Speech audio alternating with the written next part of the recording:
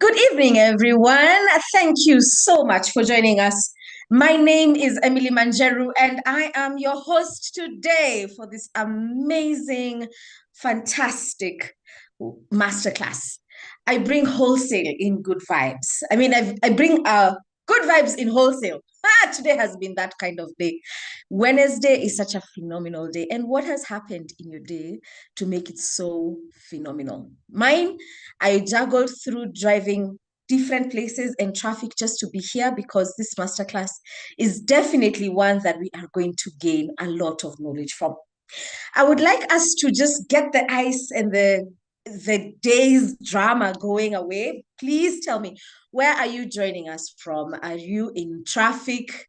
Please, if you're in traffic, do not type when texting. Do not text when driving. I will not be liable for traffic offenses in your name. I would like to request you to just put it in the chat box where you're from. Why are you here? What are you looking forward to learning? And more importantly, what is that big change you are hoping to apply? We are now in August, 4 months to go before the end of the year. There's a lot that has happened. And most importantly, it's about making an impact in ourselves. The theme for this wonderful masterclass that you are joining, brought to you by Zion Pal Publishers, is about change readiness, preparing yourself for disruption and uncertainties. Sometimes in life, we go through disruptions that can interrupt our days, and those changes can impact how we view the rest of our lives. It's no longer an occasion.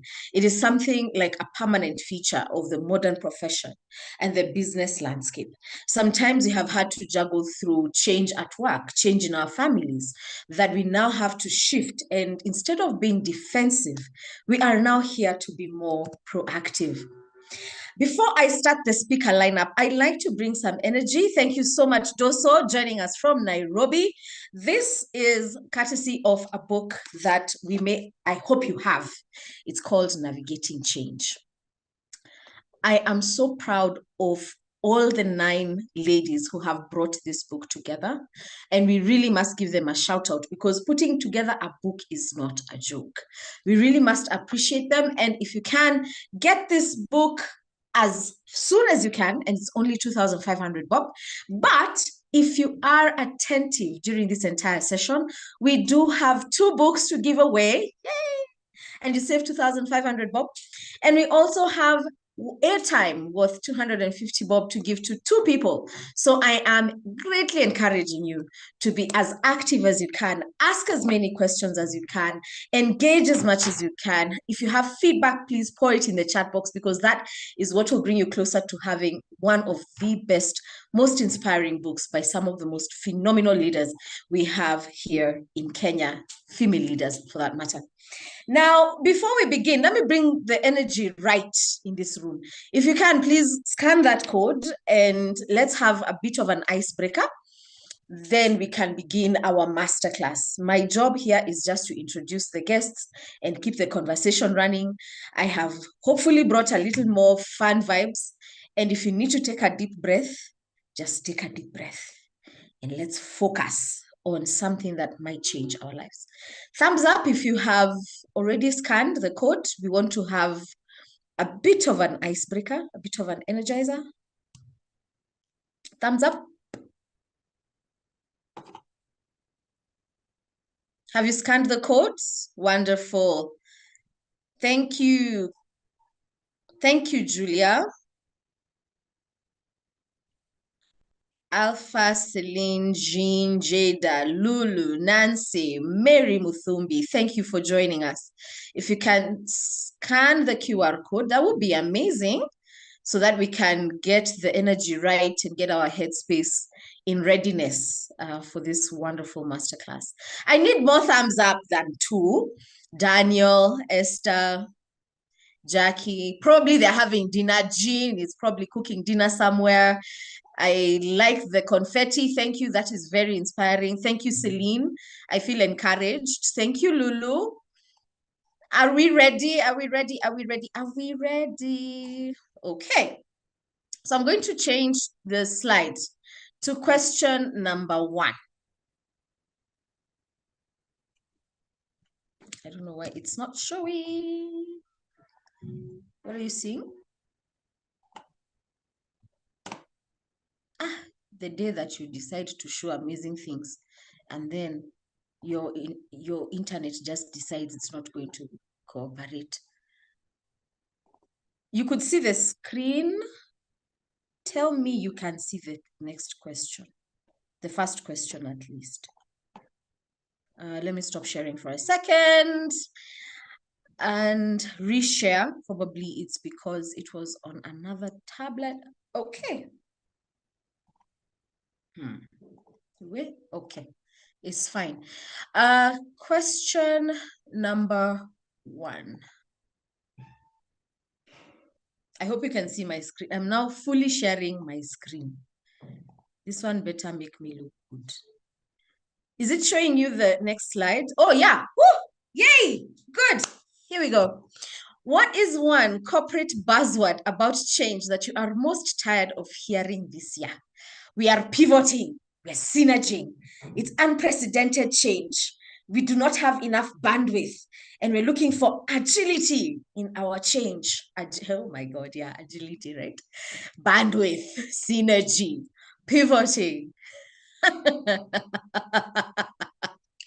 All in the name of trying to make us feel inclusive.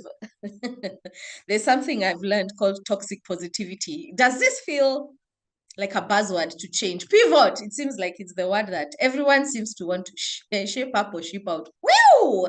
Where do you work? That must be tough. We are about 26 in the room. It would be nice. Thank you. It would be nice if we had more feedback, agility, shape up or ship out, synergy, bandwidth, learn to adapt. Hey, where?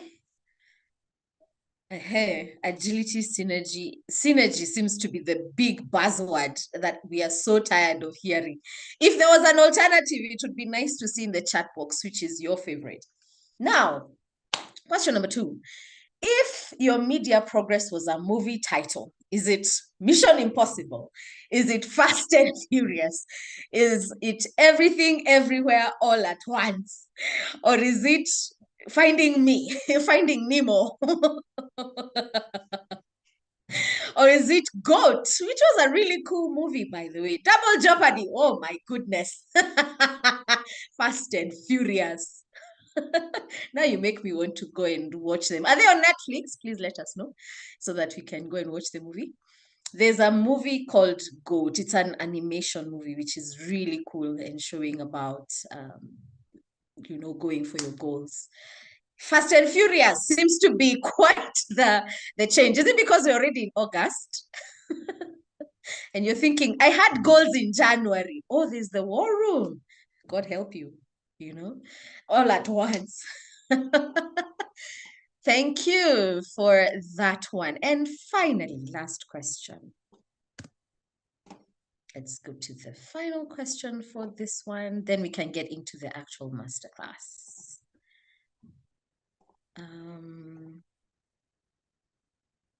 Final question.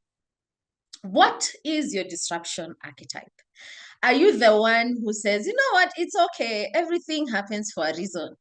Or are you the one who will simply just sit and watch the fire burn as you finish your drink? Or are you the panic pivot who is already launching something like a new business by midnight? How do you handle change? Will you watch the fire burn? I see the panic pivots. Many of us will just be able to shift immediately and move into business and get down to it. I love it. Or some of us will be just watching the fire burn. And we have interesting, everything happens for a reason. Sometimes our spiritual inklings can challenge us to want to say, it's okay, me God too. We leave it to God. But sometimes we have to be in control of our own destinies. Thank you so much. A round of applause for yourselves for engaging me. And remember, we are all here to get to learn about dynamic change. Our first speaker, and we need to give her a huge round of applause. This lady, First of all, she likes to say that she is an expert in aligning regional teams and nurturing stakeholder relationships. She positions herself as a vital connector between leadership at country and at regional levels. One of the things that she says in this book, and allow me to read, the question she asks is, why should the next generation of leaders have to start from scratch? Why should they stumble blindly through the same storms we barely survived when we can shine through on their path that they light? Thank you so much, ladies and gentlemen. With a resounding round of applause, shall we welcome to the stage none other than Benta Owino. Over to you, Benta. Amazing, amazing, Emily. Thank you for such a warm welcome. That dispels all of my butterflies, and it's a privilege to be here tonight. Well, for those who are in the Africa region and probably the Eastern region, it's a real privilege to be here, and you have really warmed up the room. You have inadvertently defined what change is and the context in which we are discussing change tonight. Thank you very much. It's my privilege to be with you all. I see we have 31 people on this masterclass. I can promise, like Emily has done, that your time is well invested. Emily, shall I proceed? Please go ahead. All right. I will be sharing a slide deck with you tonight, just so that we can follow the conversation together. The first pillar of the change conversation tonight is around the individual, the mindsets that enable us as individuals to prepare for change. In the conversation around change readiness, there is a great emphasis on organizations. And so you find organizations spending millions of dollars on anticipating change, building models upon models, and scenarios on how to manage change. I'd like to begin my discussion tonight with a simple observation. If you're here and you're a leader, whether you're an institutional leader or an individual level leader, there is a skill towards efforts to manage change. So you will find strategies, you will find budgets. You've just talked about pivots. There are risk registers. There are business continuity plans. There is all the technology and the structures that are all attuned towards responding to disruption.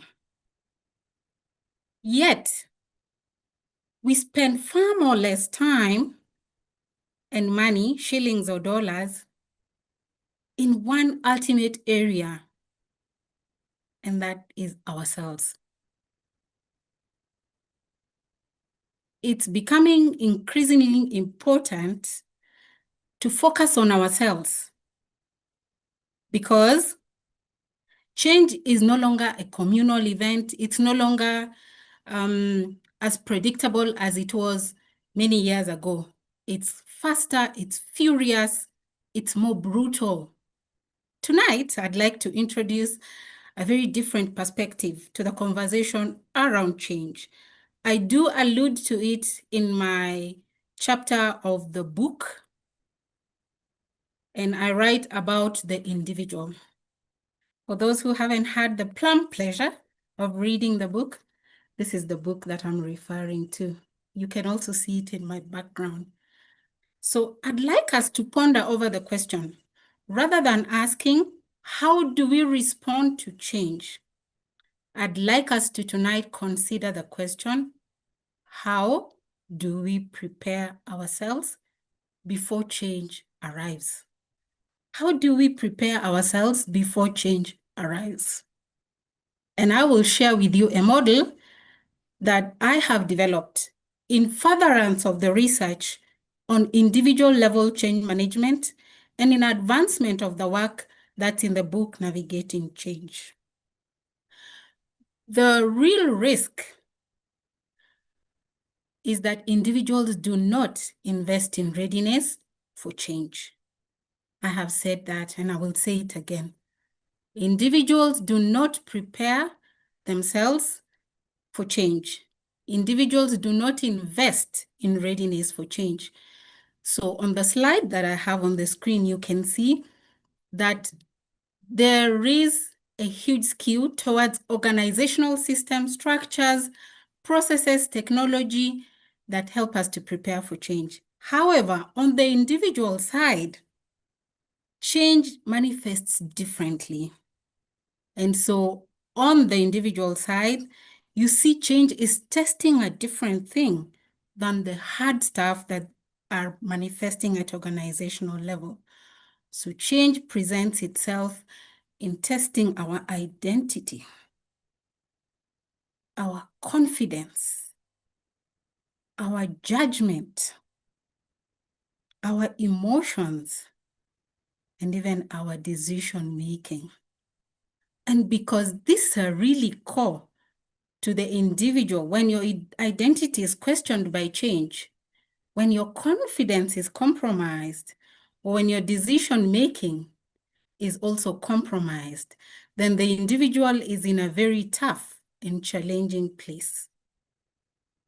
Tonight, you will agree with me that people who look seemingly capable then begin to struggle when change arrives. So change arrives and it exposes the lack of internal capacity in the individual. However, it's gratifying to know and to assert tonight that capacity can be developed. That internal capacity that the individual should be able to amass and therefore to be able to address change can be developed. And when the individual develops that capacity, they will be able to expand in the areas that disruption or change exposes, the elements that I shared in the previous slide. Sorry, Benta. I feel Yes. like your slides are not moving. We are seeing change readiness. That's where we are stuck. Maybe you could scroll down to where we may catch up with you.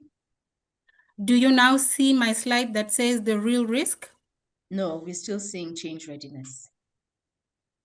All right, pardon me. I will stop and start again. I will hope you now, didn't leave us too far. Emily, thank you for sharing that. All right. Okay, please confirm. All good now. We can see the real risk, You individuals can see not the real investing. risk. Yes, Perfect. ma'am. Go ahead. All right, so I have discussed the content on that slide, and I have just shared how change manifests and tests the individual level along those 6 dimensions: identity, confidence, judgment, emotional regulation, and decision making. And I proceeded on to, yeah, it's not moving very well.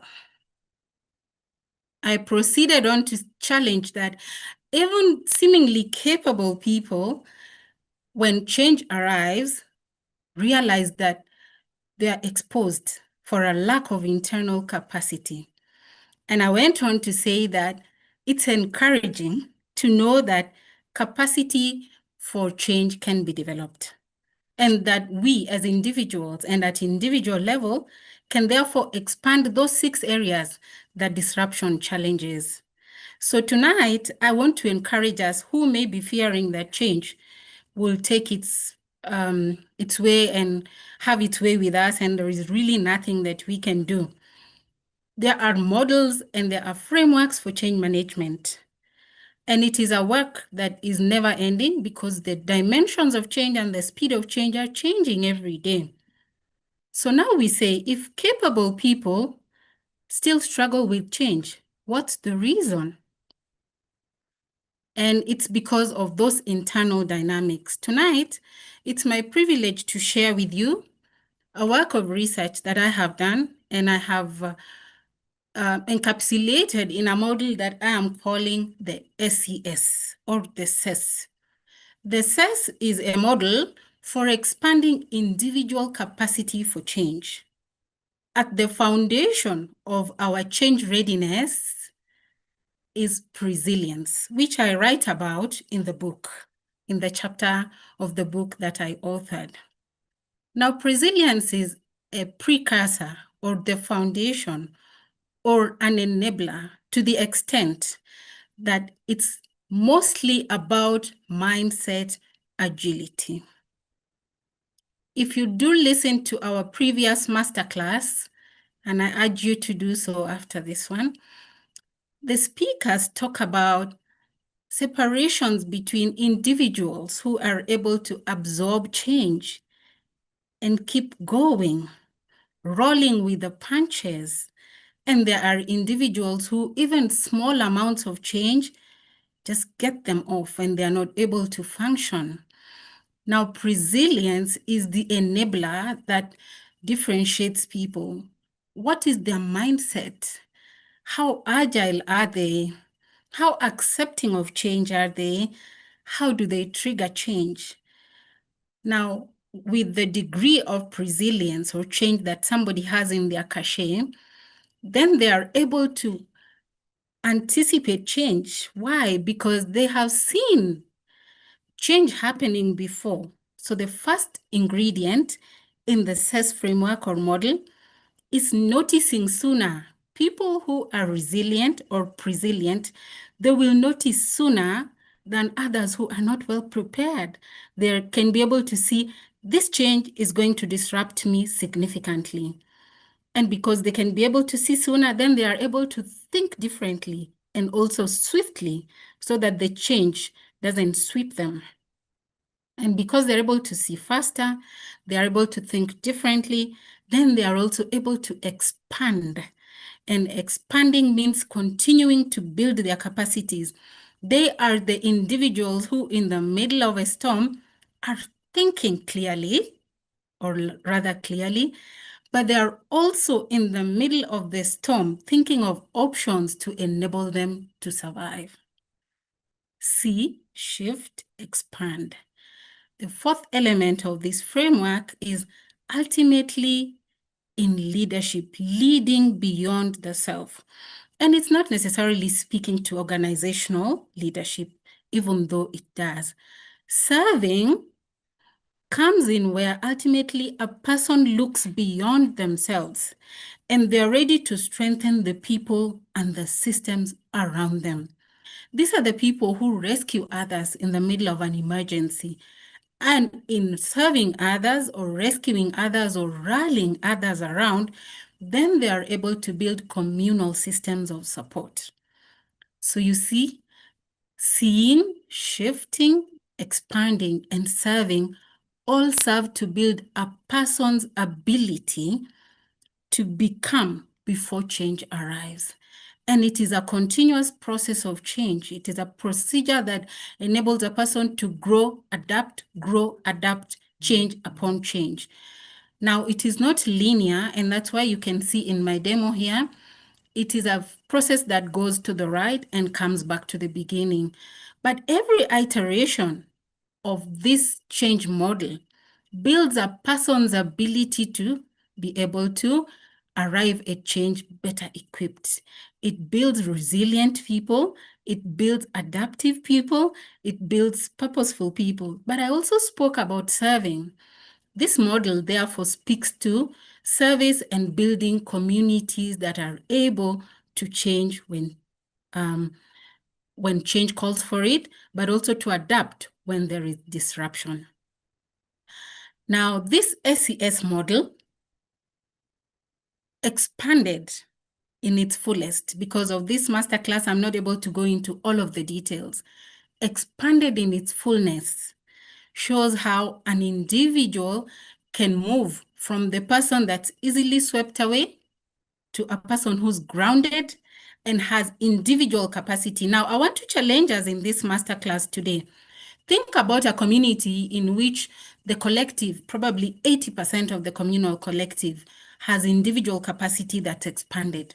It means, therefore, that such a community has got a huge social capital to anticipate change, so that when change arrives, it doesn't sweep them away.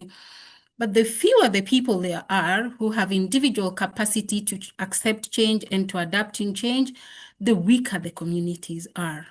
I challenge you today, all of us that are in this masterclass, to embrace this mindset, to see change, to shift, to expand, and also importantly, to serve. Now, this is an individual level framework, and I want us to move forward now to looking at the organizational change, and I want to transition out of there and invite back Emily, our MC, so she can tell us how to transition into looking at change from the individual to the organizational level. Thank you, and back to you, Emily. Amazing, amazing, amazing. A huge round of applause for Benta. That was a fantastic and interestingly thought-provoking presentation. Thank you so much. Let me share your flowers here. Daniel says you are really speaking to me beyond just the parameters of individual level of change process. And Alphas is asking, is don't care or nonchalance strategy in navigating change? A strategy in navigating change, because change is the only constant in life. And so others have to be let to pass. You may not necessarily have to react to all instances or events of change. I don't know whether that was a question or it was a comment, but thank you so much, Alphas, for joining us, and thank you for your comments. Ladies and gentlemen, there are prizes to be won. We have about 2 people who will walk away with airtime worth of 250 bob, and 2 members of the audience who will walk away with a book, this amazing book called Navigating Change. Thank you so much to all 41 of you for joining us. In case you are just getting in, this is the masterclass on Navigating Change, brought to you by Zion Pearl Publishers. I am your host, Emily Manjeru, and now we are going to part 2, where it is all about organizational readiness for change. And the person to bring this to us is a lady who is the CEO of the SME Founders Association. In her book, this is one thing that really captured me. She says, change is rarely like a loud thunderclap. It is often the quiet decision to rise, to rebuild, to reimagine. As a woman, a coach, and a community transformer, she has learned that change begins not just with vision, but with courage to act on a vision in environments that aren't always ready for it. Here for the next 10 minutes to talk about strategic agility and foresight in the corporate world, let us give a huge round of applause to none other than Kathy Kariuki. Over to you, Kathy. Auntie, sometimes when you're reading that, I had to go back and confirm it's in the book.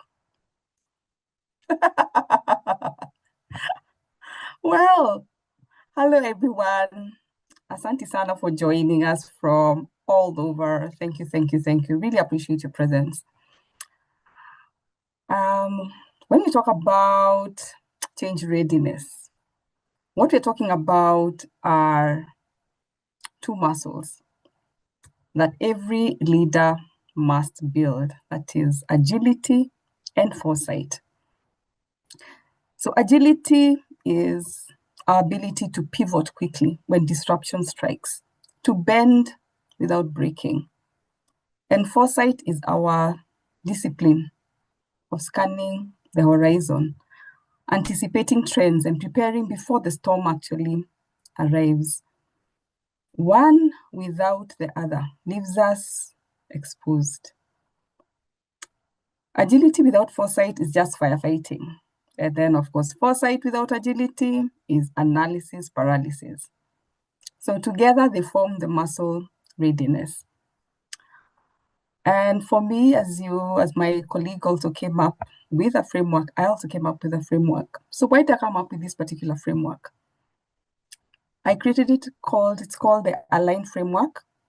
This was to help leaders prepare themselves and their organizations for disruptions and uncertainties. And being in the SME ecosystem, I realized that entrepreneurs and other founders struggle with building their leadership capacity. And even you've seen in some circles when you go in some spaces, the SME founder doesn't see themselves as leaders. They assume leadership is in corporates. So even when you're asking for where are the leaders, look around. We're looking for corporates. We're also leaders. We lead ourselves in different ways. So let me share.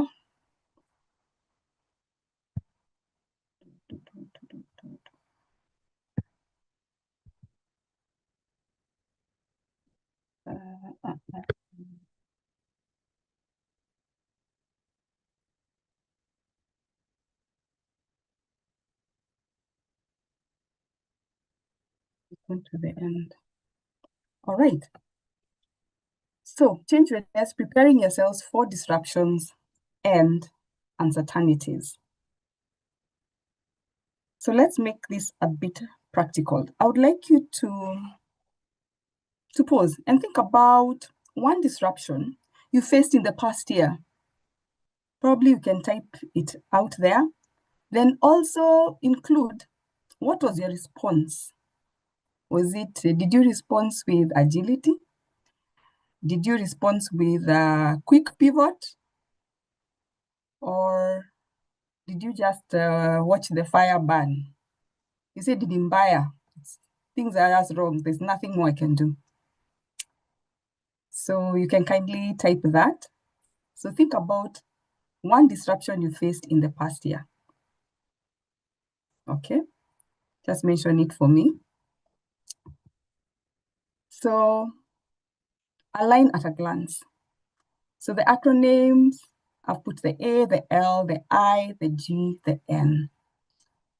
So A is activate, the ability to spot early signals of disruptions before they become a crisis. Are you able to have that self-awareness? Have you allowed yourself to learn more of what's happening either in your industry or where you are at as a person, that you're able to have the foresight to see what will happen next? Then L, the lead. Steady influence and integrity when everybody else wants certainty. Okay?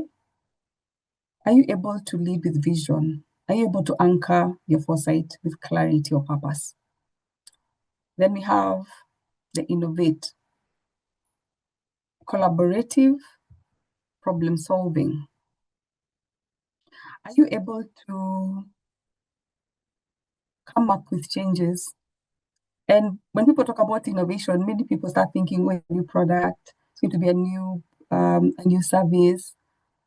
Innovation can also be more of increasing whatever it is that you are doing. Then we have grow. Growing continuously. Resilience by design, not by accident. Are you able to build systems that adapt and evolve? And of course, navigate with confidence, decisive action without full visibility, navigating together. Are you able to harness collective strength to move forward? So you have one framework and 5 disruption-ready moves. So why does this matter now?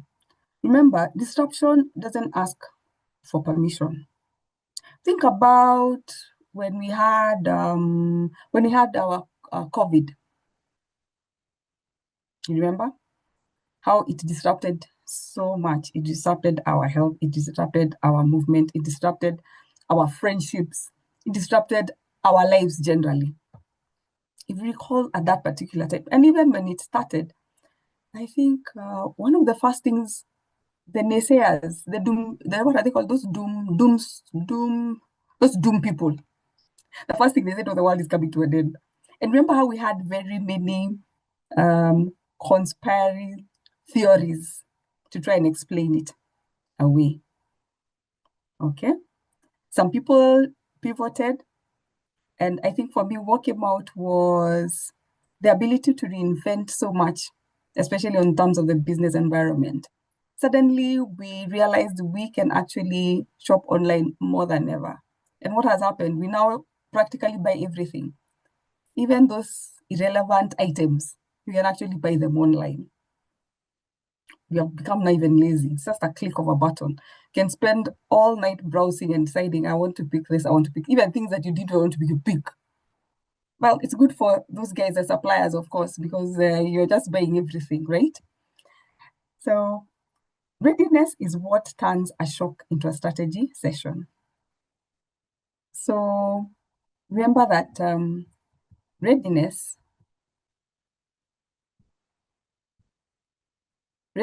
is a practice.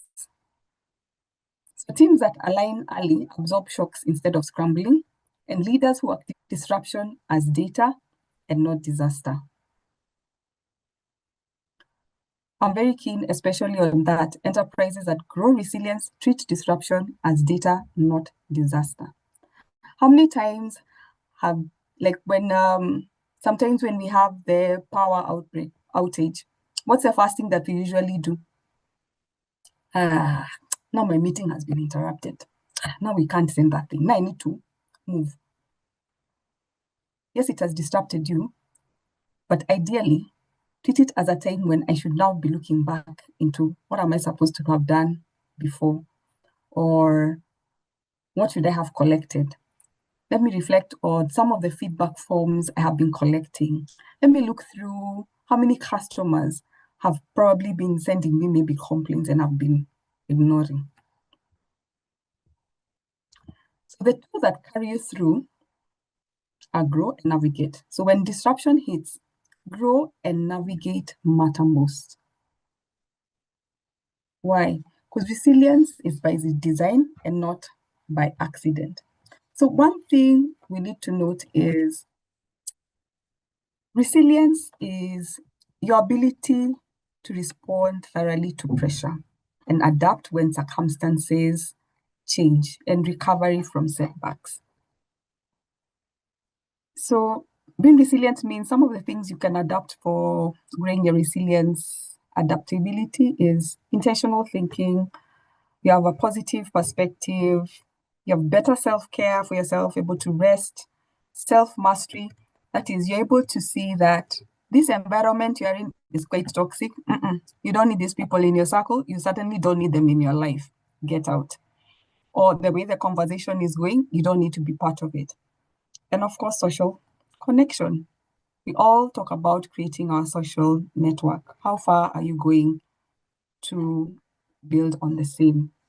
And of course, the last one is on navigate. Confidently, decisively, action without full visibility. So you must be able to navigate with confidence, be able to harness collective strength and move forward. And that's why even you can see from our title of our book, Navigating Change.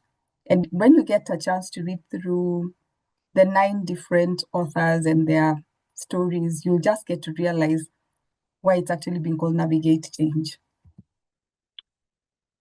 So wind up with telling you, you can't predict the next disruption, but you can align with it before it arrives.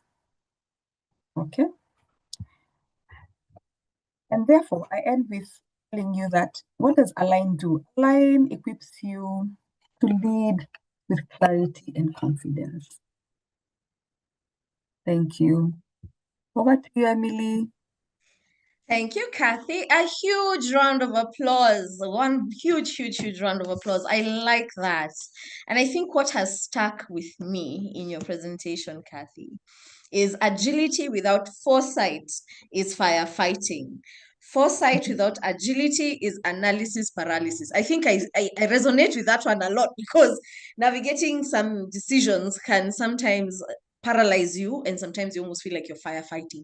Thank you for those nuggets of wisdom. If you have thoughts that have stuck with you, all 44 of us have something to share.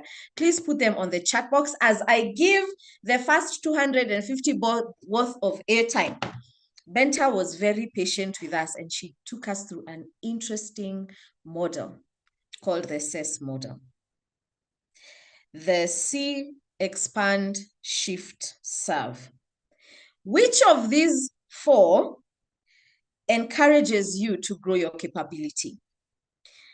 In Benta's presentation, she taught us about the SES model of navigating change, where S stands for see, E, expand, S, shift, S, serve.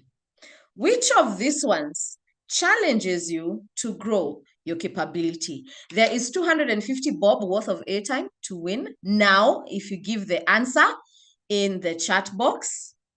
And I'm giving us less than 10 seconds. The first person to type, we get your number, please DM it to me. Make sure that it's not to everyone if you want everyone to share your number, but DM it to me and you have your airtime this wonderful evening. Which is the second one? Be specific, Daniel. Which is the second one? Pamela.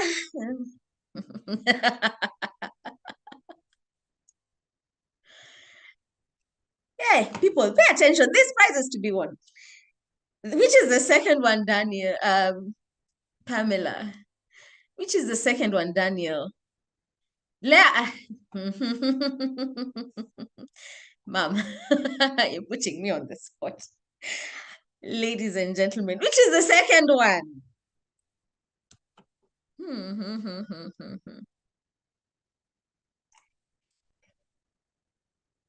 Which is this? Someone has raised their hand. Okay, I'll give you the answer. That one has gone. I think we'll still have that on airtime. The second one, expand, Pamela. Thank you. Well done. I don't know whether you get that one or the person who said it. The second one, which is expanding.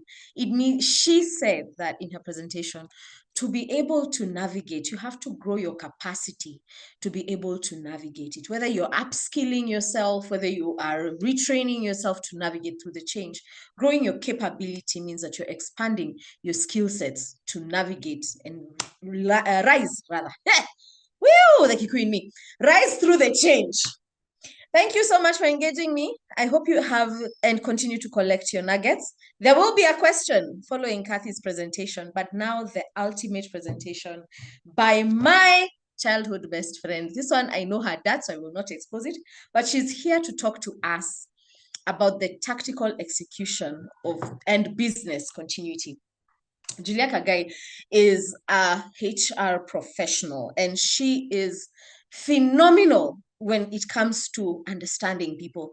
I speak about this out of experience, but one of the biggest changes that I know in her life, I can say it without reading the book, is when she was a mom at 19 and had to navigate through that, and especially in school. We all come from different backgrounds, but then you are given tough love that makes you change, sometimes even in your earliest years, sometimes even in your later years. But here she is to talk to us for the next few minutes on the tactical execution and business continuity. Ladies and gentlemen, a huge round of applause for Julia Kagai. Wow. Thank you very much. Good morning, good afternoon, good evening. Good afternoon again, good evening.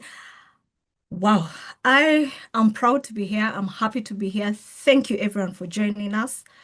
I will be taking you through tactical execution and business continuity. Benta has invited us to look inward and ask, do I have personal capacity to remain steady when uncertainty arrives? While Catherine has helped us to look outward and ask, what is changing around us? What signals should we notice?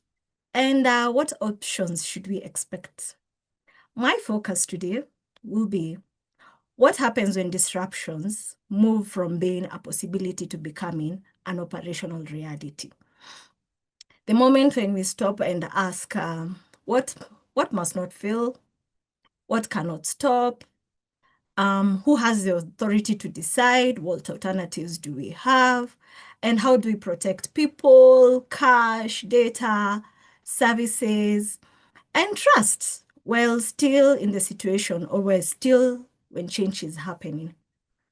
While this is still critical, let's take a moment and just reflect. When technology gets that disruptions, the Gen Zs, when internet goes down, what really happens? How does that emotion trigger you? Or what do you feel when you have that change? You can feel free to type in within the chat box and tell us what happens. What do you feel?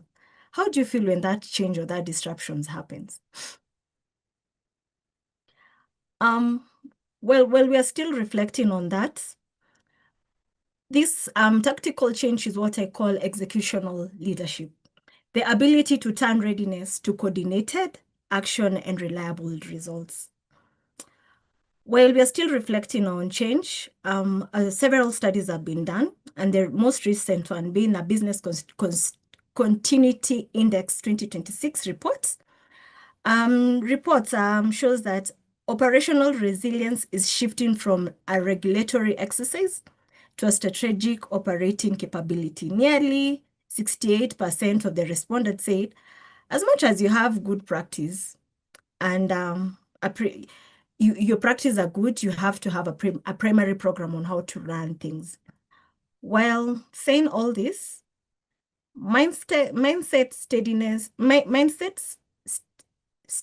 steadies us, while foresight gives us option, execution turns options into results. Just a small reflection, a few weeks ago, or a couple of weeks ago, I got a reminder that change does not only happen in boardrooms, as much as we want to put the change into boardrooms. When my family and I entered into an unexpected medical crisis, we didn't have a perfect playbook for every development. The situation kept changing, but what really kept us going was the ability to establish the facts, decide what mattered most, assign responsibilities, mobilize support, communicate consistently, and monitor progress, and keep adapting. That experience reinforced something that I have believed for long as a professional. Readiness is not having every answer. It's having the capacity to act wisely while some of the answers are still connecting. I will reflect back on the book, Navigating Change, in my chapter, after the melt and making meaning of unplanned change.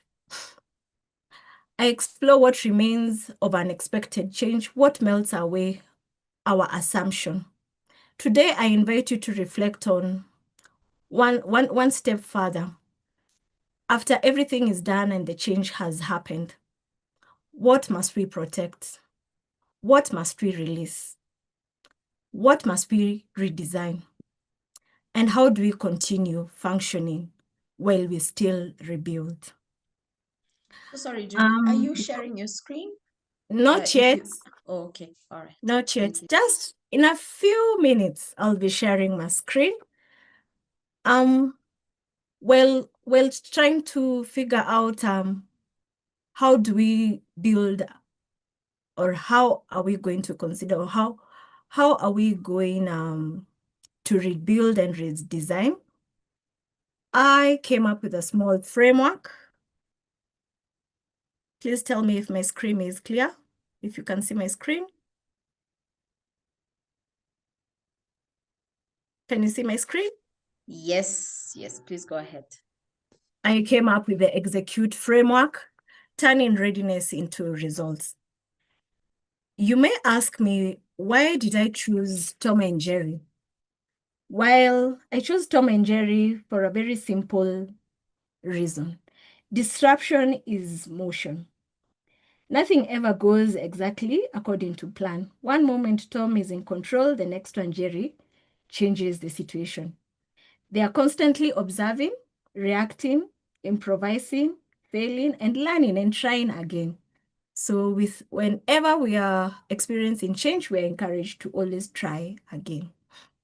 So the first E, anytime you're experiencing change, either at an individual level or at an organization level, the first E, I invite you to evaluate the situation. Understand what has changed before you act. Disruption creates urgency. Urgency creates pressure to move quickly, but speed without understanding can simply accelerate the wrong response. Before asking what should we do, or we should always ask what is happening and get to appreciate the space that we are as individuals. As an individual, the first thing probably you need to ask yourself, what is happening? What has actually changed? What is the immediate urgent? What am I assuming? What information am I missing? What's within my control within the next 24 hours? For instance, if you're in a situation where you need to evaluate your finances, your career, mindset, you need first to understand where you are, evaluate where you are before you get into any decision making. For organizations, let's evaluate at what level what services have been affected. Are people safe? We can all recall during COVID what really happened. As organizations, we first had to figure out, are people safe before we even created the work plans from home? Are they safe? What technologies are available to be supplied? What's the likelihood? What duration are we looking at? Facts before assumption, impact before activity. When disruption occurs, does the organization begin by understanding the situation, or does everybody immediately begin doing something? Just reflect about it. Do we always jump into what's the next thing that we need to resolve? We're in this mess. How do we go about it? Well, there's an author called Carl Wick on the book Making Sense. Before people can coordinate action, they need to have a shared understanding on what is happening. Once we understand the situation, we must make a more difficult decision. What matters now? And it takes us to the next slide, which is X. Examine our priorities. Focus what matters the most. Let go the rest. Let's go the rest. Focus on what matters the most. Disruption changes the value of activities.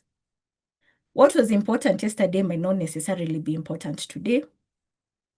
Executing things under pressure may not do as much as you would want to achieve. So probably examine.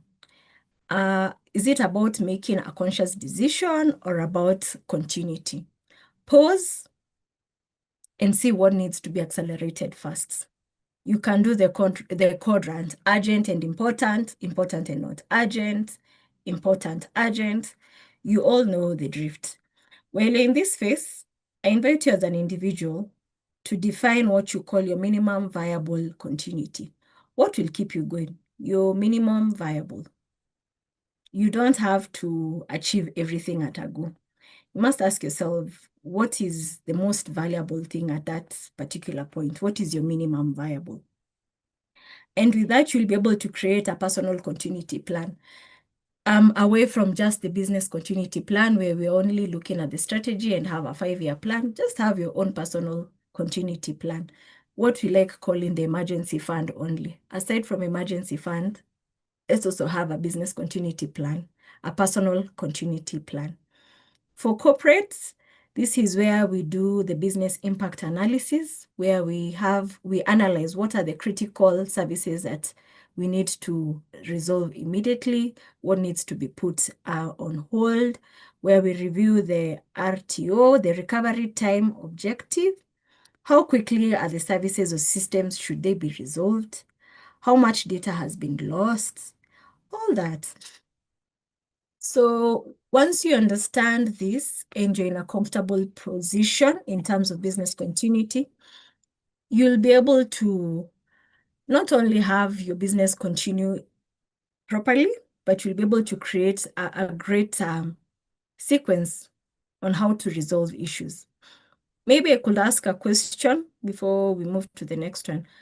If today your organization had a downtime, who will take up your position or who will take up the CEO's position if they're not there today? Do you have that plan, or you just assume things will just flow in place? I don't know if there's something coming from the chat box. Well, we are still reviewing on that. Priorities on paper achieve nothing until people understand them and how we must play them. On to the next one. The next E, engage. Engage people. Engage people. People commit to what they understand and help create, and they helped you create at least something of value to you. Plans don't execute themselves. Plans are executed by people. And because of that, invite people into your space. Because the first failure to any continuity is not just technology, it's ambiguity.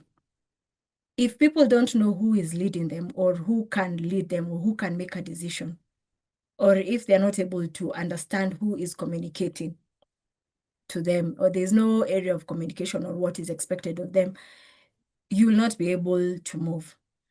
At a personal level, engagement means refusing to carry disruptions alone. Engage your support system. Who needs accurate information? Of course, not everyone needs every information. You will have someone who will need some level of accurate information. Give accurate information. Ask for help. Be it caregiving, professional services, responsibility, emotional support. Ask for help, whatever it is. What you can delegate, please delegate. One lesson that I'm learning is to accept that I cannot have all the answers. I have to ask and also delegate, especially now with the firstborn syndrome. Here now it's called elder daughter or elder something syndrome. Ask for help. It's very important. And coordinate responsibility for organizations to ensure you have proper BCPs or proper business continuity. Understand who leads when an incident occurs, who manages the operations, who communicates with customers, who engages employees, who engages suppliers, who handles regulatory and media.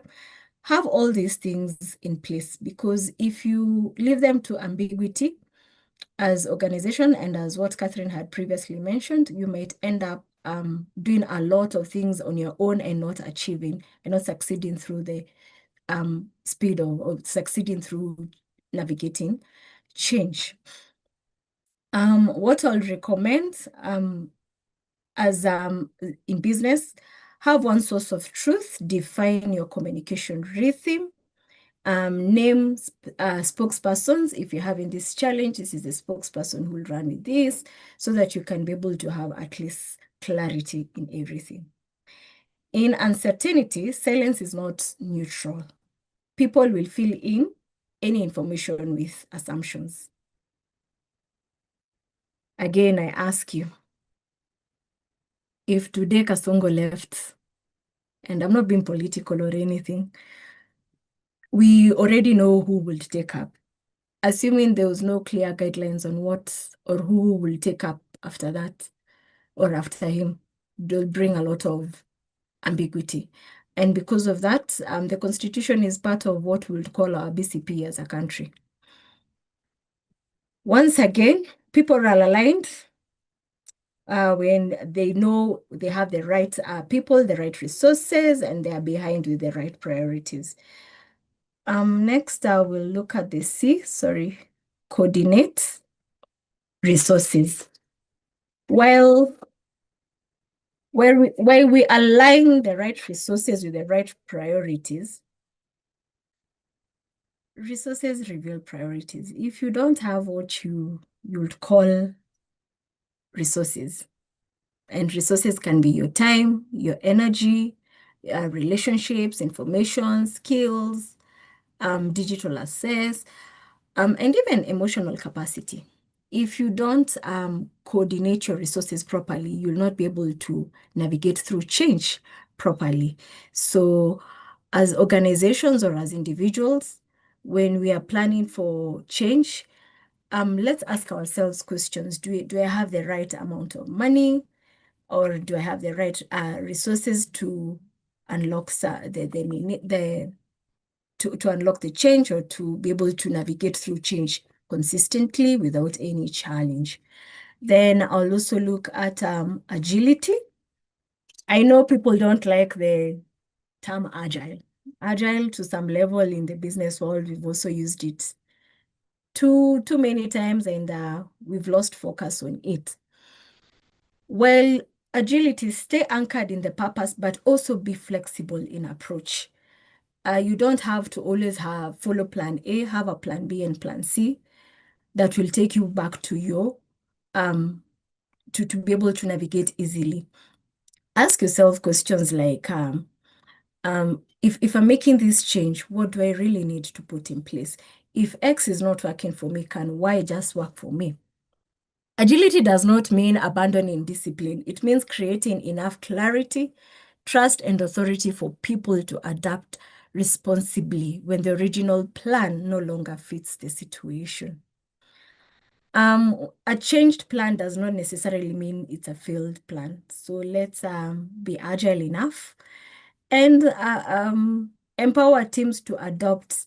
And as managers or as leaders in our different environments, let's remove unnecessary delays and innovate ways where we can work around people and create a good space where change can move fast as possible. And last and not least, let's track progress. Where are we? Am I doing the right thing? Measure, review, adjust, and retract. Activity is not the same as progress. During disruptions, as leaders, we become really, really busy, or even as individuals, we become very busy without knowing whether the critical things are being addressed. So I invite you to track, monitor what is happening, measure the small wins, adjust and stay on track. Don't ignore setbacks, learn from the setbacks. And yeah, you'll be able to navigate greatly. Finally, the last E is evolve. Learn, improve, engage, emerge, and you will emerge stronger than before. Reflect on what you have learned from the change process. Build on new habits. Grow. You'll grow wiser, evolve into a better you. So as you move into that, look at the recovery returns and what is really, really changing. Recovery restores operation, learning moves the vulnerability. So once you learn all this, once you're able to implement the evaluate or execute framework, you'll be able to navigate through change very well without any challenge. So I invite you again, evaluate the realities around you, examine priorities, engage the people around you, coordinate your resources, unlock the agility within yourself and your organization, track progress, and finally evolve through learning. It is said that the illiterate of the 21st century are those who are unable to learn and learn and relearn. And finally, change is inevitable. Readiness is a choice. Execution makes the whole difference. Thrive and lead the future. Plan, act, adapt, learn, and repeat. It's a cycle. And before I take it back to Emily, I invite you to identify yourself with the Execute framework, to join us in the journey of navigating change. Grab yourself a copy of the book and join the future masterclasses that will go in depth into the different frameworks that we've shared with you. So once again, Emily, thank you very much for the time. I hope I didn't take quite a long time. Thank you. You took as much of the treasured moment as we needed. Ladies and gentlemen, a huge round of applause for Julia. She has given us such beautiful nuggets to be able to apply, especially not just as at a personal level, but also as an organization. Allow me to bring back all our three wonderful panelists. Can we please give them a huge applause? Hey, today was wonderful. It even went better than I anticipated. And I recognize that we are just almost at time, but then I seek your indulgence to extend for just a few more minutes, because then we need to engage the panelists in Q&A. There is still an additional 250 bob to be won and 2 books to walk away with. Thank you so much to Zion Pearl Publishers for bringing these wonderful leaders together. And as we start this Q&A session, please put on the chat box what your thoughts are, your sentiments. Daniel, I see you. You're very active and I appreciate it. In evaluating the situation, we might also want to ask whether the situation or the issue or emergency is as big as it appears. Sometimes we tend to overinflate the magnitude of crisis. Yes, there are some people who are panic buttons and will make situations feel so heavy. Cecilia shares her flowers. Wow, Julia, you had my edges snatched. Also, you have such a visually appealing slides. Yay to AI. There we go.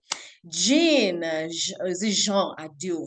I hope I said your name right. Thank you so much, Benta and all panelists, for sharing your wisdom. Very insightful. Now we have the three wonderful ladies back on set, and allow me to start with Benta. In being able to navigate change, this book has also resonated a lot with Who Moved My Cheese, if anyone has read the book. And one of the things that has struck me is being able to prepare before change arrives. What are the telltale signs that change is coming? And you need to be able to observe, because sometimes we might have blind spots. But how can you really tell, hey, something is coming, I need to be able to prepare myself for it? Benta. Emily, thank you. And that's a hard question, because essentially you're speaking to the point that I made in defining the problem with individual level perception of the real risk. So before I respond fully, I want to reiterate the point I made, that even seemingly capable people struggle with knowing that change is arriving, and even when it has reached the doorstep. Now, the model that I propose helps us to be consistently alert to the small signs and triggers that build up to show us that change is imminent and it's on its way. Building our internal capacity over time helps us to be able to pick up, to build our antenna, to pick up details of when change is happening. Let me give an example that those who have not read the book may also benefit from. I give almost 3 examples of situations where funding for the organizations I worked with was cut. And I know there are maybe people here who have had that experience. It did not happen overnight. In fact, I can say here that when I left the private sector to go into the nonprofit sector, 2 years in, not even a full 2 years in, the funding was cut. Now, that's a long time ago, but we could hear, because we could hear words like an audit is coming by the Home Office. We could hear words like output-based funding. We could hear words like phased funding. We had words like facilitated disbursement. The reason I give this example is because each and every one of us, in our endeavor to build our capacity for change readiness, we have to see. And in the model it says the first element is S, see. See does not mean seeing by the eye. It means building the capacity to see the numbers, to see the patterns, to see the shifts in the industry and to educate ourselves to be able to see the kind of changes that are pertaining in our sector or even around us. And so when it arrives, you're not taken by surprise. And because of my very first experience when I was in my 20s, when it happened again when I worked in a regional office, and there was a major change where the Africa regional office was broken into 3 regional offices, I had heard the words. And so I had expanded and grown thanks to a mentor. And that's why I mentor, because my mentor told me, Benta, when you hear words like restructuring, you need to see beyond the word. You need to know what's going to happen to your role. So I shifted to know I have expanded my capacity. And then I also now within my community help others who are coming on board to know when you hear words like restructuring, when you hear words like budget rationalization, then you know change is coming. And when you're doing your annual budgets and annual plans and you hear words like there will be delayed disbursement, then you know the change has arrived. So I give those examples to land. They may be relevant in my sector, but I know they do apply even those people who work in the public sector and to an extent even to people who work in the commercial or in the trade sector. So the changes will be happening at organizational level. But as I emphasize in my model, when the organization is talking about words like structures and systems and processes, then you know as an individual that you too need to work on your personal level, identity, your confidence to absorb change when it comes, your judgment. Your judgment matters because then you're not aloof and you're not taken by the flood when it comes. Emotional regulation so that you know if change is happening and I don't know when it's going to happen, then I need to plan my finances, I need to plan my life in order that when the change comes, then I will be in a good place. Decision making, the 6th element, then I know that even though change is coming, I need to still make rational decisions that do not harm me, that do not harm my brand, because change can make people to make very bad decisions that come to harm their brand in the long term.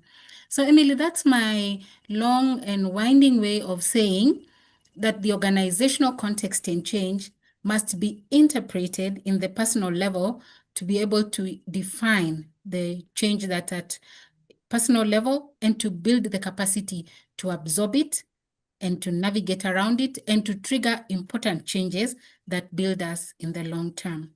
Thanks. I like that.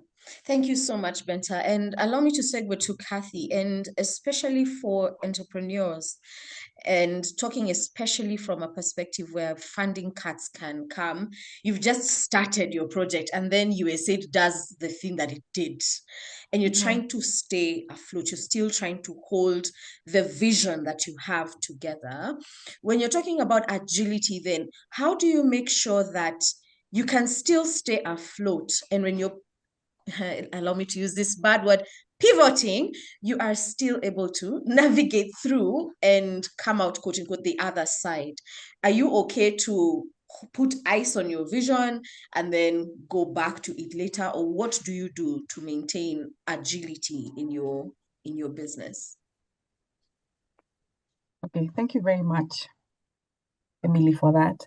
So maybe I can just touch on 1 or 2 blind spots, then I'll able to jump into what should you do. So some of the blind spots that entrepreneurs sort of have is confirmation bias. So you're only looking at data that proves that your idea works while ignoring warning signs from the market.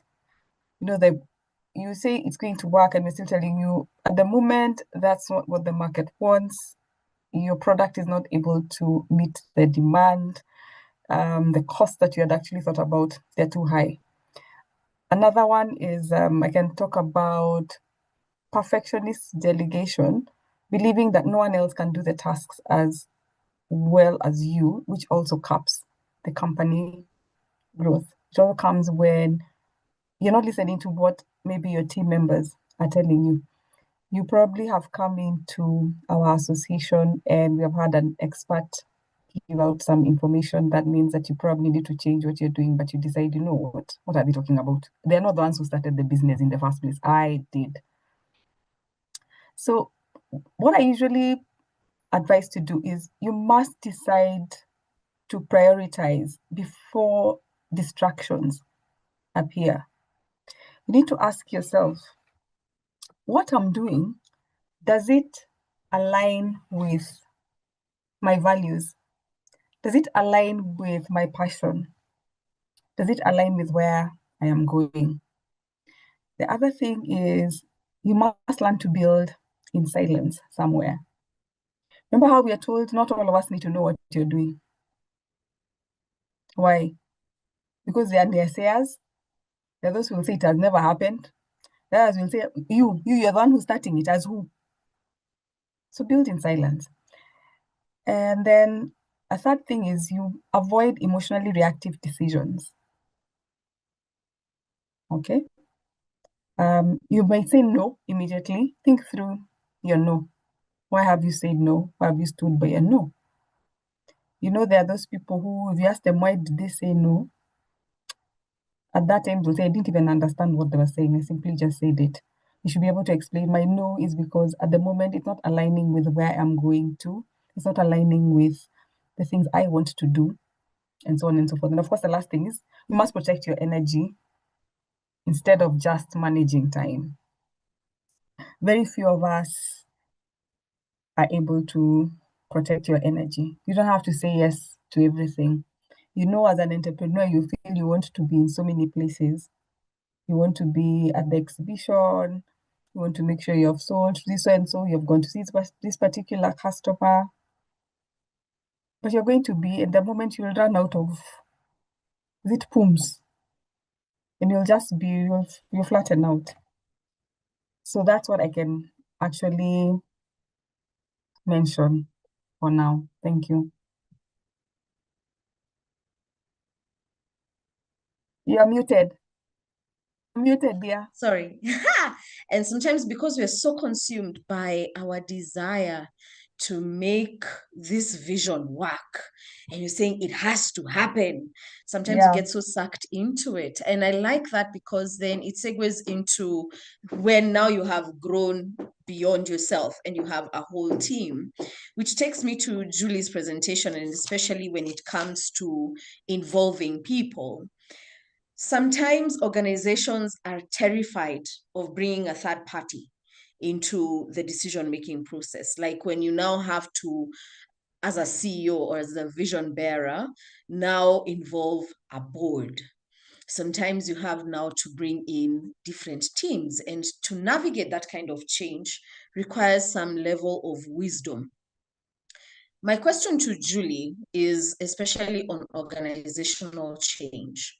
How can having an advisory team support you when you are really going through the proper works of things are changing so fast, but then you still have to have this tactical team that you either respond to help you navigate that change?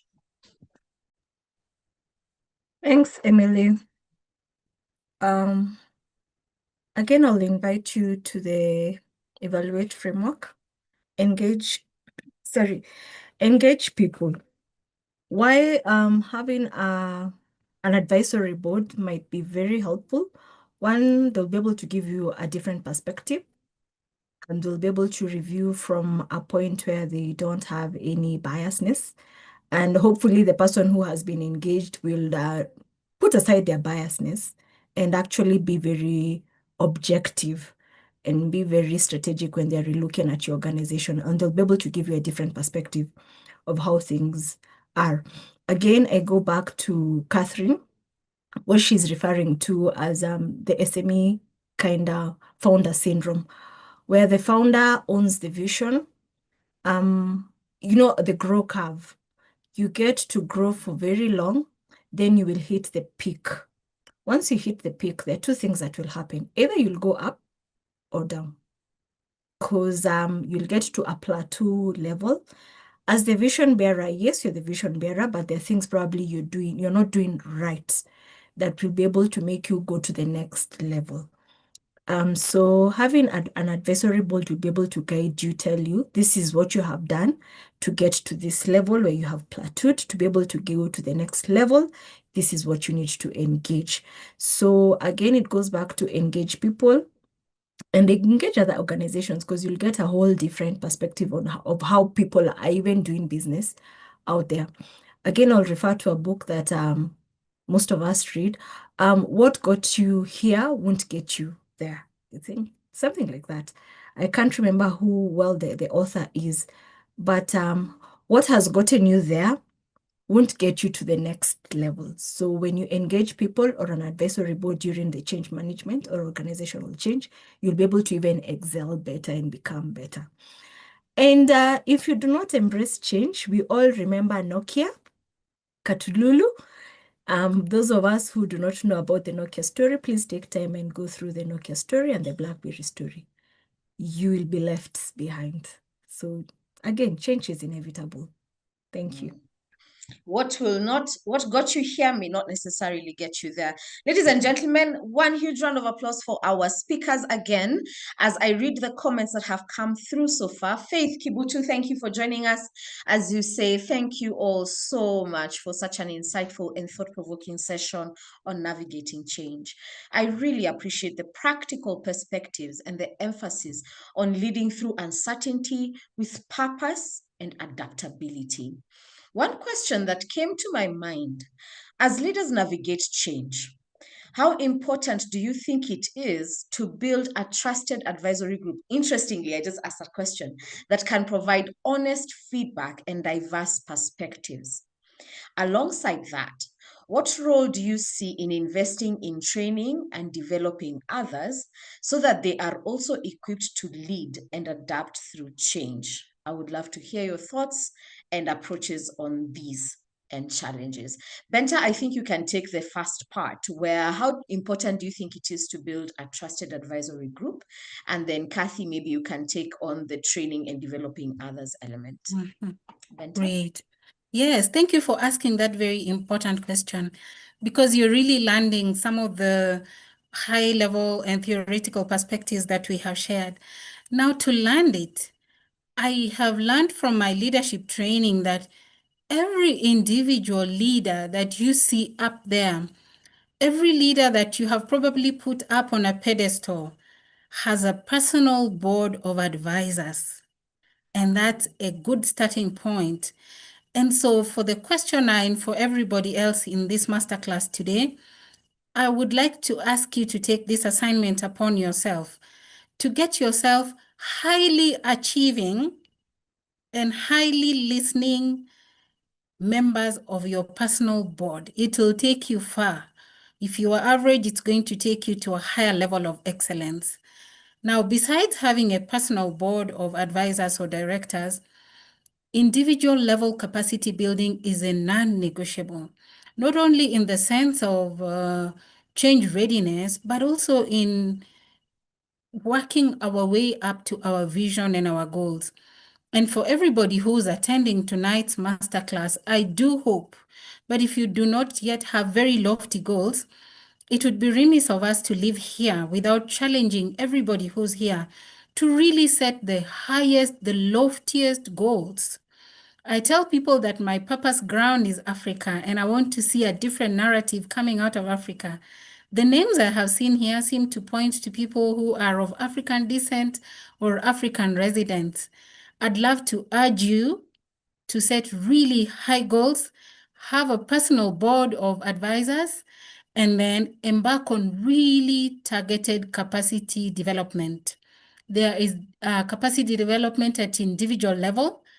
This is critical. It's foundational, like I have said, with the SES model, so that as you deploy yourself in an organizational context, then you're really grounded. You're able to separate yourself from the institutional structures and processes, and then yourself building your internal structures and processes to navigate change And then you will notice that over and over again, iteration after iteration, failure after failure, you come out stronger and more focused, and people wonder, she just lost a job or she just lost a core business.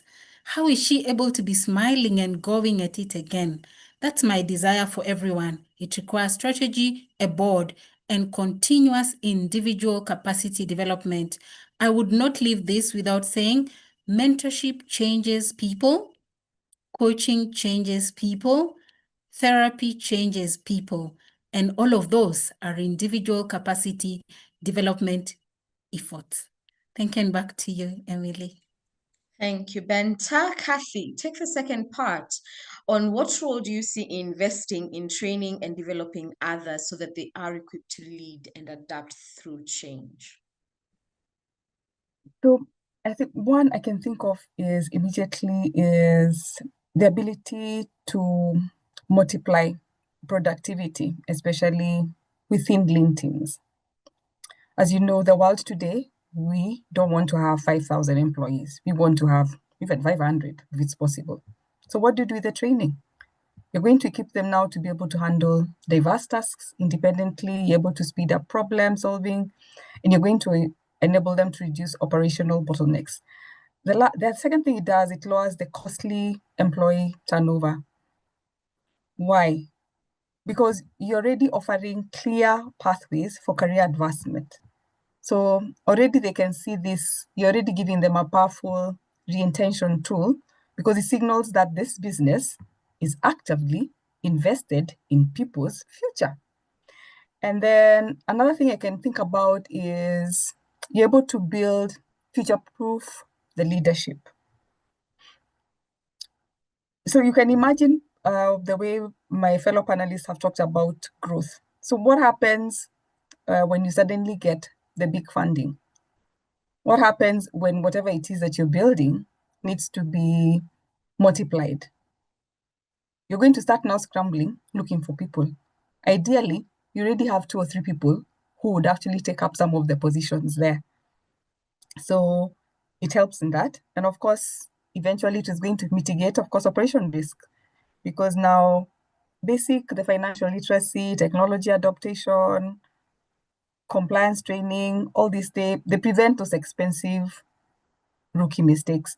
Now, one of the things that you need to have to do, of course, with the training is to make sure that the design of the training is, of course, very flexible, very objective focused. Think through the delivery formats. Can it have blended learning? Can it have informal peer sharing? Like one of the things I've seen, the way Bent has mentioned about mentoring. So these people went for the training. It doesn't mean that the training they went for stays within that particular department.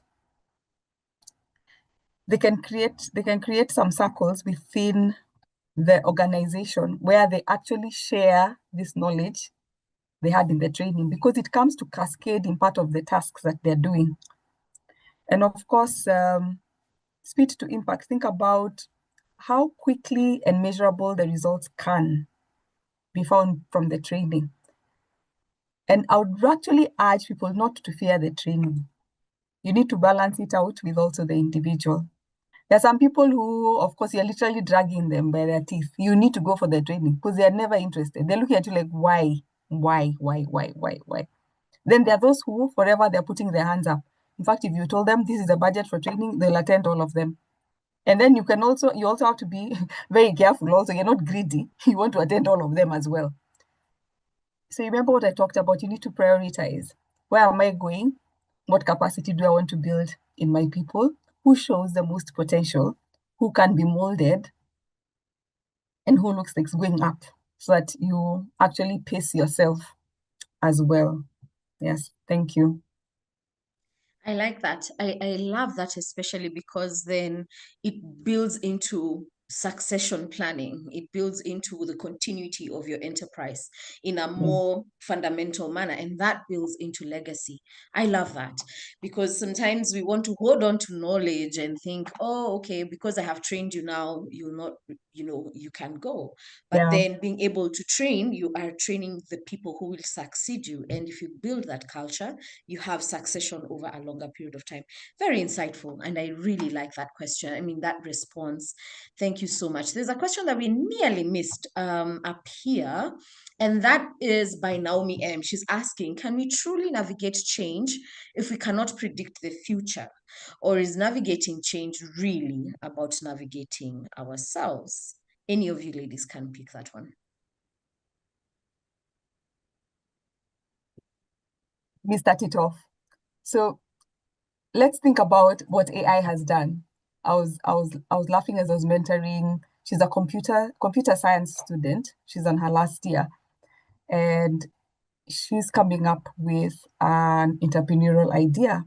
And she told me the idea I was thinking of starting off, when I actually researched, I found out that somebody else is already doing it in the West. And I felt so bad. I wanted to give up. I told her, how can you give up? Think about AI. When AI came in, we started off with, I think, with DeepSeek, and we're all like, oh my God, what's happening?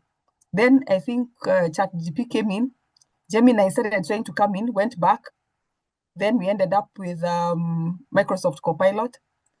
We ended up now, we have Cloud, we have Perplexity, and we have a whole array of AI. Ideally, what we should be doing right now, should we be afraid? We should not be afraid. We should be ready to embrace it. I'll actually even tell her back in 1999, when we were supposed to jump into the millennial, the 2000s, some people said the world was coming to an end. They even said the computers were going to crash. But here we are now. Yeah. So I think change is something that you need to look forward to. You need to embrace that it's going to happen. And just like we have even told you right here, actually, I think it was either Benta or Julia was actually told you, you need to prepare for it. So this thing of being afraid, fear holds you back, number one. And fear ends up making you procrastinate, because you'll keep on saying, I won't do it because not tomorrow. You'll keep building so many walls on why you cannot, and you end up missing out. Over to you, Benta or Julia. Thank you. Thank you, Kathy. You piqued my interest, and so I will build on your response, Kathy. Allow me to, at this point, bring in the faith perspective. And allow me to ground it in Africa, because my purpose ground, like I said, is Africa. Now, if you read Strive Masiyiwa, you will notice that he is a constant advocate for change management. And he says that with the advent of AI, in fact, not AI, with the advent of tech, starting from Excel, Kathy, you talk about 1999, Excel to Word, to whatever else has happened, and now we are in the era of AI. There will be needs that will not even be met, even with an additional 10 or 20 years of technological advancement. And so in this masterclass, I want to encourage everybody, including myself, that change and our courage to be able to step forward with whatever comes to our minds will be critical. Now, why do I bring in the faith perspective? Each and every one of us, God has put in our bosom a fire to address a specific problem that nobody else can solve. My fire is to mentor and coach youth. There is so much need. Benta cannot solve it. All the AI cannot. And so anybody who's feeling like change is not doing them good, or their thing has already been done in another country, no. Not every village has AI. Not every girl, boy has access to technology, so there is work to do. That fire that's burning in your bosom, it's divine appointment. Take it up. Let's win for Africa. Let's change and navigate for Africa. Thank you. I love it. Julia, in less than 30 seconds, in the interest of time. Wow, wow, wow, wow, wow. The storm does not build the roots. It reveals how deeply they are planted. That's all I'll say. Eish, eish, eish. Say that again and type it on the chat box so that we can learn. Eish. The storm does not build the roots. It reveals how deeply they are planted. Maybe just to contextualize that, disruption does not test the beauty of our strategies or plans. It tests our clarities of our priorities, the qualities of our decisions, the strength of our relationships, the credibility of our alternatives, and the discipline in which we learn. That's change. I'll just type it in the chat Yes. box. I Thank love you. it. Ladies and gentlemen, one huge round of applause as we come to the end of this amazing masterclass. Ladies and gentlemen, this has been the Change Readiness, Preparing Yourself for Disruption and Uncertainties. A special thanks to Zion Pearl Publishers for bringing these wonderful ladies together to not just author an amazing book, but this is the second edition of their masterclass on navigating change and change readiness. My name is Emily Manjeru, and before we go, we do have an additional 250 bob worth of airtime, and we're going to run a raffle twice so that we can have 2 people walking away with a book. So my question for 250 bob, in fact, if you think it is not true, Pamela, please turn on your microphone and testify that we are serious about giving people prizes so that they believe that it's serious.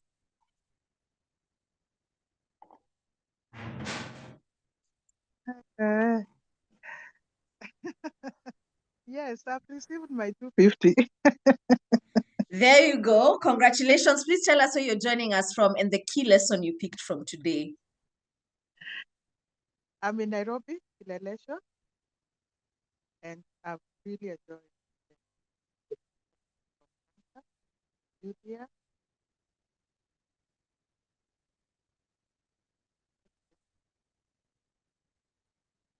Key lesson, change.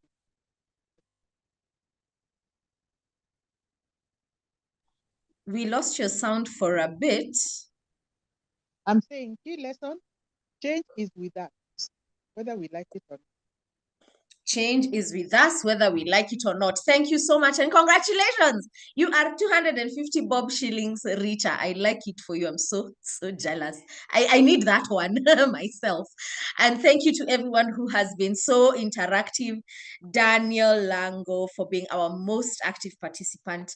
But the tiebreaker so that people can win money, I need this one to be a fair assessment. In Kathy's presentation, she gave us 2 muscles. Of course, it's agility and foresight. That one you know, okay? But to be able to align, she said that you need to activate, to lead, to innovate, to grow, and to navigate. I'll repeat. So go back to your notes. I hope you've been writing because I've been very ferocious with my pen. In her presentation, Kathy gave us 2 muscles that every entrepreneur should learn: agility and foresight. And to prepare, she gave us a tip: activate, lead, innovate, grow, and navigate. Which of these 2 did she highlight at the very end of her presentation? She gave us these ones. If you will not take anything away from this presentation, it is these 2 things. What and what? One of them, to give you a hint, resilience is by design and not by accident. And confidence is decisive action without full visibility. So in that tool called Align, A standing for activate, L standing for lead, I standing for innovate, G standing for grow, and N standing for navigate. Which of those 2 did she zero in on in her conclusion of her presentation? For 250 bob worth of airtime,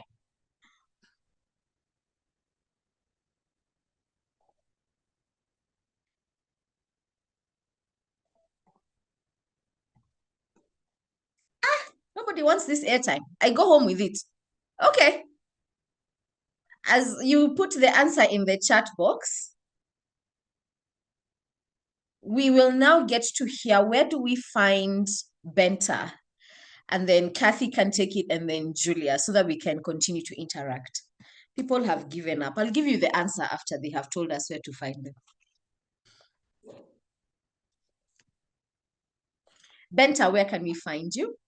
Thank you, Emily, for quite a fresh masterclass facilitation. Benta works out of Nairobi. I am reachable on phone and on email. As you can see, it's been dropped there on the chat.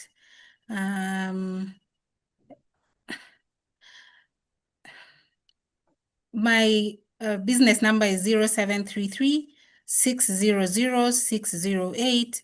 And my pleasure, always my pleasure. I am on duty for young and upcoming professionals to coach and mentor them to be able to turn around their internal capacities and shift mindsets to achieve their very best.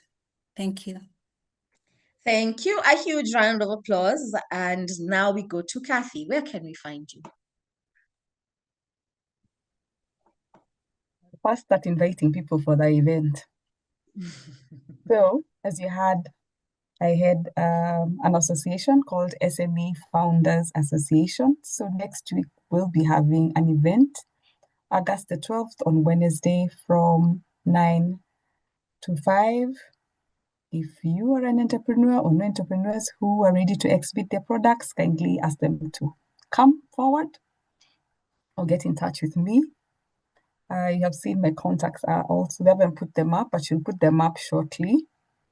And I'm also running a family business in real estate with my husband. I am a co-founder.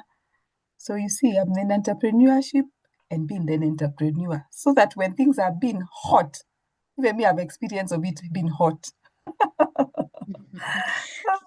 Thank you. Thank you, Kathy. A huge round of applause for Kathy. And finally, Julia, where do we find you? Thank you, Emily. Can find me on email in this Nairobi. I'm available to mentor, again to train. Yeah, you can get me on 0722 540 838. Feel free to call me and we can have that conversation, or on LinkedIn. Thank you. Amazing. And where you can find me, the wholesaler of good vibes and your master MC, is on LinkedIn. I am also a public speaking coach and a fantastic host, as I have done today. Please let us connect. I am the founder of lipstoears.com, which is a public speaking and enterprise that helps people just like you and I who struggle with the morbid fear of public speaking to really stand up and stand out. Now, without Mr. Doso Radido, this would not happen. Can we please give a huge round of applause to Doso Radido to come on stage and speak to us just for a few minutes as I prepare my raffle? Are you ready to win a book? Mr. Doso Radido, over to you. Wow, thank you so very much, Emily, and thank you, Kathy and Julia, of course, together with Bente. This has been the most amazing masterclass I've attended in the recent past. Before we began, I just hinted that because it's going to be so good, we are likely to go over time. And we definitely have done that. And I'm hoping that all of you have enjoyed yourselves here and have found value in the time that you have invested in the class. My name is Doso Radido, as has been said, founder and director of Zion Publishers. I just wanted to take this moment to thank all of you for really sparing time for to attend the class, and especially to thank the panelists for bringing their A game into the class. If you've been keen, you probably are walking away with loads upon loads of insight and good notes that if you put into use, you are likely to do better anytime you are shaken by change. But of course, as it is, there is a change that comes from outside and there is a change that comes from within. I think Benta has talked about that. The one that comes from within is called growth. If you are very, very intentional about doing better than where you are now, then you should be triggering your own change so that you are not reactive or waiting for things to happen from outside and catch you off guard. If you do the change from inside approach, then you're most likely going to surprise yourself by how big you become, how far you go, and how much you produced. Thank you so very much, everybody who has attended. And thank you so much, Emily, for bringing good energy into the class. If this class is going to be termed as successful, it is because you've steered it very, very well. And as I finish, of course, I must thank the people who are working in the background, being led by Celine, who's been very, very active to share the information and the links when needed. Thank you so much for doing a good job as well. Thank you, everybody, and have yourselves a good night. Until we meet again in another class, which is happening very soon. Bye from me. Thank you. Thank you, Doso. A huge round of applause to Doso. And ladies and gentlemen, the winner of the 250 bob worth of airtime is Aria P. Woo, woo, woo. Pew, pew, pew, pew, pew.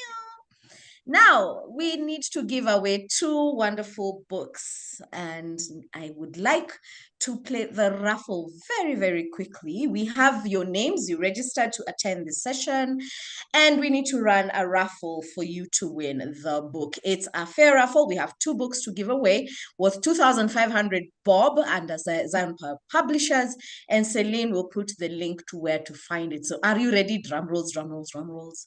Who wins the book? Who wins the book? Who wins the book? Who wins the book? Who wins the book? Who wins the book?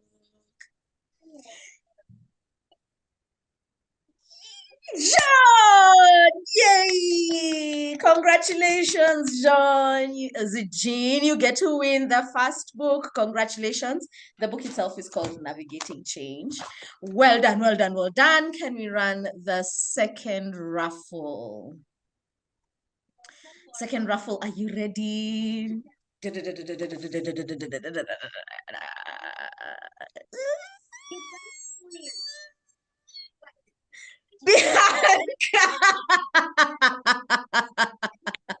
I don't know whether this is a spoiled one, but Bianca, congratulations. You get to win the book. And we have a winner. Do we run it one more time for fairness? Because Bianca is a spoilt vote. I feel like Bianca is a spoilt vote. She has the book very much by design. Please run it one more time. She has volunteered to run the book. Okay. All right. As you can see, it's a free and fair process. Leah has the book. It's amazing to have supportive family being part of this discussion. Again, Julia, I seek your indulgence. Do we run it again? Maybe she can unmute and do the call for herself or donate it to someone. Yes. Leah, Kagai, please come on stage and share whether you want to donate the book and who you want to give it to since you have won. How many layers are on the call? There were 2 layers actually. So there was Leah Kagai and Leah Mija. Woo! Okay. Interesting. Interesting. I think we are learning as we progress. So Yeah, I think you can learn the spin again. we run the spin again.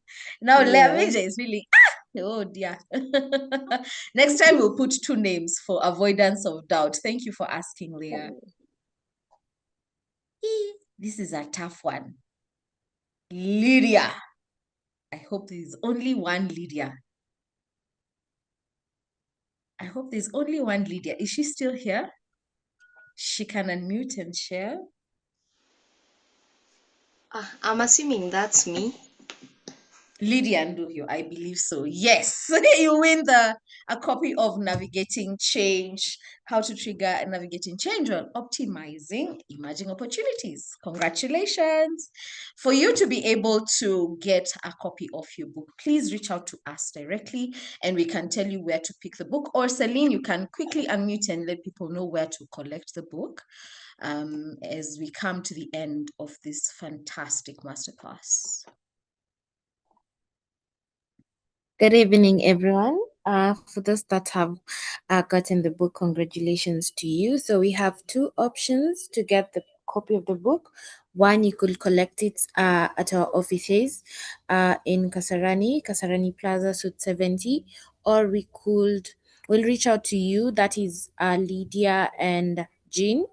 We'll have it delivered to you, but you will have to incur the cost of delivery. So you'll choose either or of the two options. Thank you so much. Okay. Thank you so much, Celine. And ladies and gentlemen, way past time. I sincerely apologize, but I appreciate all 29 of you who have stayed back to be able to enjoy this session. We've come to the end of the second masterclass in the Navigating Change series. My name is Emily Manjeru, and I wish you a fabulous night and a successful journey of change ahead. Good night and God bless. Bye.